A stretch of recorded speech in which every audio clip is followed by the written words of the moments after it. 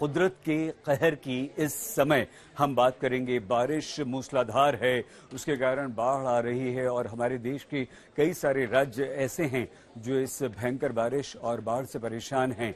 हम आपको ये जो 4 तस्वीरें दिखा रहे हैं, ये अलग अलग जगह की तस्वीरें ज़रूर हैं, लेकिन हर जगह आप देखिए बिहार में एक के बाद एक पुल ध्वस्त हो रहे हैं। असम के कई सारे ज़िले हैं, असम में जहाँ जहाँ बाढ़ है, 6.5 लाख लोग असम में ऐसे हैं जो बाढ़ में बुरी तरह से फंसे हुए हैं। और जयपुर राजस्थान, रेगिस्तान की वो राजस्थान की राजधानी जयपुर जहां पानी भरा हुआ है, ये आप इसे ग्लोबल वार्मिंग कहें, बदलता मौसम कहें, लेकिन देखिए आप, और बिल्कुल यही हुआ है उत्तर प्रदेश के मथुरा में, श्री कृष्ण की नगरी में, जहां पानी ही पानी है और भारी बारिश के बाद वहां पानी आ गई। लेकिन सबसे पहले हम बिहार की अगर बात करें तो बिहार में अब पुल एक के बाद एक करके टूट रहे हैं और तेजस्वी यादव तो ये आरोप भी लगा रहे हैं बिहार सरकार पर कि ये भ्रष्टाचार के पुल टूट रहे हैं और एक के बाद एक पुल वहां ध्वस्त हो रहे हैं। ये 5वां पुल है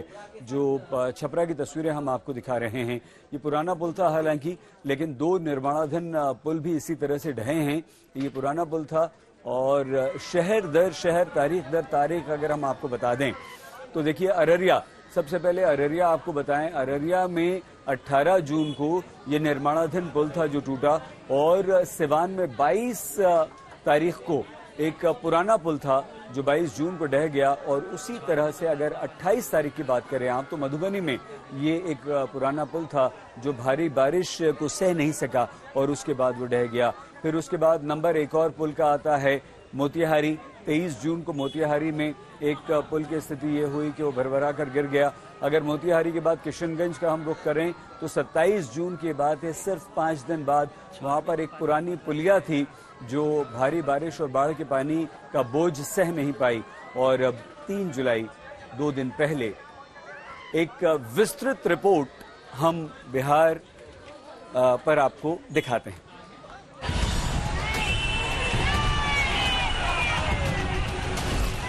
और देखते ही देखते पुल ने जल समाधि ले ली।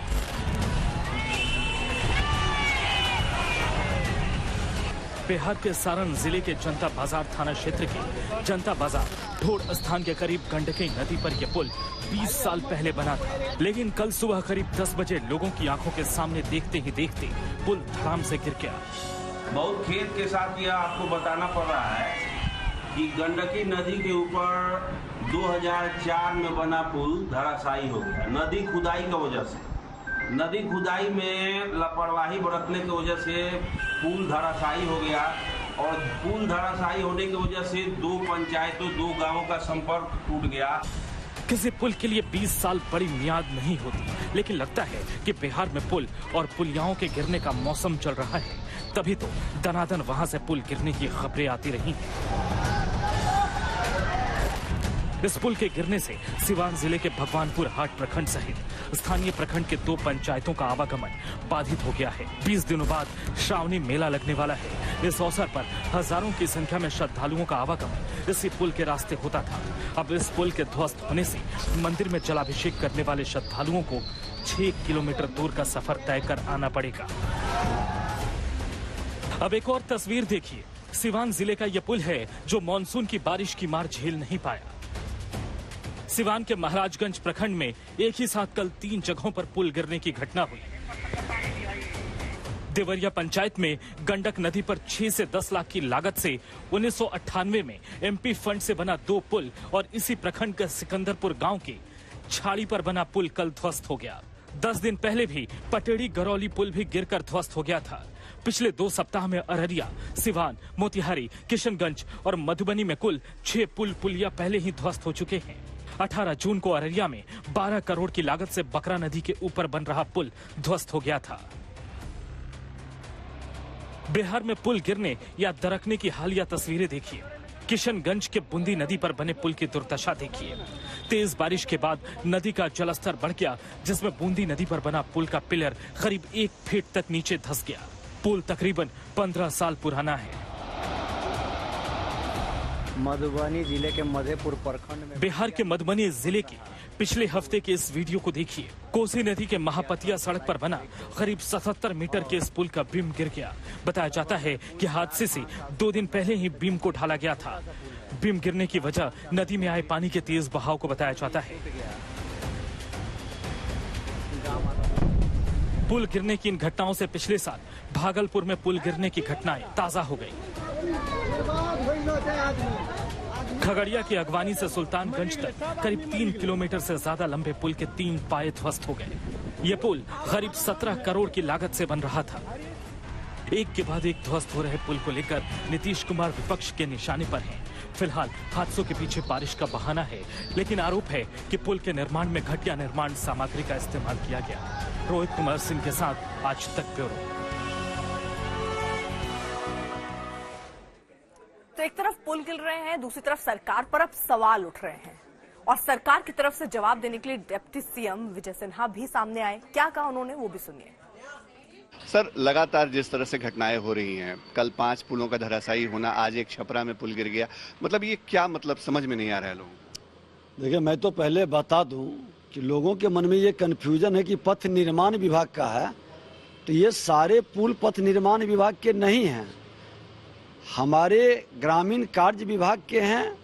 और हम सब की जिम्मेवारी है कि इसको पूरी तरह से तहकीकात कर करके जांच कर करके कार्रवाई करने का। ऐसे मैं बता दूं कि 1981-82 का पुल गिरा, 92-93 का पुल गिरा है, अभी 2003-04 का पुल गिरा है।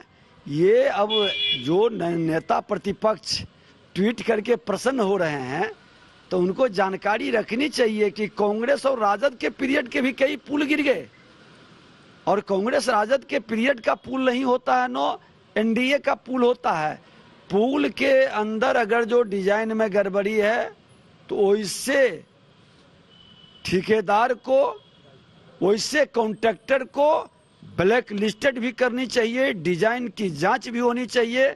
आज ग्रामीण कार्य विभाग के मंत्री ने उस पर बयान भी दिए हैं, कमेटी भी गठित किए हैं, और माननीय बिहार के मुख्यमंत्री नीतीश कुमार जी इसको लेकर के पथ निर्माण विभाग, ग्रामीण कार्य विभाग, सभी सेक्रेटरी को लेकर के बैठे भी हैं। हमने भी अपने विभाग में ये निर्देश किया है कि अनुरक्षण की जो पॉलिसी था उसको, और इस तरह के पुलों के रखरखाव की भी देखभाल होनी चाहिए। और जिन लोगों की गड़बड़ी पाई जाती है, चाहे वो कॉन्ट्रैक्टर हो या पदाधिकारी, वो माफी के लायक नहीं रहेगा और आगे वो काम नहीं कर पाए, ये भी सुनिश्चित सरकार करेगी। डिप्टी सीएम का बयान आपने सुना। अगर बिहार में पुल गिर रहे हैं तो इसमें कोई दुरा नहीं है कि जवाबदेही सरकार की है।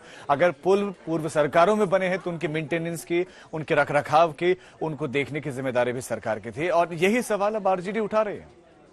नीतीश कुमार जी के सरकार में तो नीतीश जी का जो व्यवस्था है, जो सिस्टम है, वो तो काम नहीं करने देती। आज जो लगातार बिहार में लगभग दर्जनों पुल गिर रहे हैं, ये तो आश्चर्य की बात है। एनडीए की सरकार है बिहार में 17-18 वर्षों से, डबल इंजन की सरकार है, और आश्चर्य तब होता है जब निर्माणाधीन पुल जब गिर रहे हैं, तो अब तो भगवान ही मालिक है। जनता सब कुछ समझ रही है, और 2025 में ऐसे नेताओं को जनता ठिकाना लगाएगी। सारे चीजों पर माननीय मुख्यमंत्री नीतीश कुमार जी ने कल ही समीक्षा किया है और सख्त कार्रवाई का आदेश भी दिया है। जहां मेंटेनेंस पॉलिसी नहीं है, उसको मेंटेनेंस पॉलिसी के अंतर्गत लाने के लिए निर्देश किया है, और जो इसमें संलिप्त होंगे जो पदाधिकारी, उनके खिलाफ कार्रवाई। हो सकता है कि हादसा होते रहता है। हम लोग के यहाँ वो पुल है, उसका अप्रोच के लिए 60 लाख का जो है एस्टीमेट गया हुआ है, दोनों बगल से अप्रोच करके आवागमन बाधित है और बाढ़ का इलाका है। हमने तो कहा है कि हमारे यहाँ बाढ़ की तैयारी की समीक्षा की जाए। हमारे यहाँ 17 गो नाव है, 12-15 गो नाव अभी खराब पड़ा, जर्जर है, और सबसे ज्यादा बाढ़ इस जिला में हमारे यहाँ आता है। बाढ़ के लिए जो है प्रखंड स्तर पर कोई तैयारी नहीं है, कोई तैयारी नहीं। रिपोर्ट आने दीजिए, किसकी गलती है और क्यों ऐसा हुआ। जो भी जिम्मेवार होंगे हर हालत में उन्हें सजा मिलेगी। 1.5 साल ग्रामीण विकास मंत्री, शहरी विकास मंत्री, पुल निर्माण निगम के चेयरमैन, आपके पर्यटन के मंत्री, सभी मंत्री माननीय तेजस्वी यादव रहे हैं। 2 वर्ष के एक्सपीरियंस में वो भी बताएं, लेकिन घटनाएं दुर्भाग्यपूर्ण है, और उसके मतलब मैं खुद भी समझने में असफल हूं कि अचानक ऐसा क्यों हो रहा। तो बिहार में आलम यह है कि रोज कहीं ना कहीं पुल गिर रहे हैं और पिछले अगर कुछ दिनों का आप रिकॉर्ड उठाकर देख लें तो बहुत सारे पुलों की संख्या है। और ये आलम है कि बिहार के जो मुख्यमंत्री नीतीश कुमार, उनको हाथ जोड़ना पड़ रहा है अपने अधिकारियों के सामने कि कृपया आप अपना काम करिए। सुनिए जरा, सुनवाते हैं।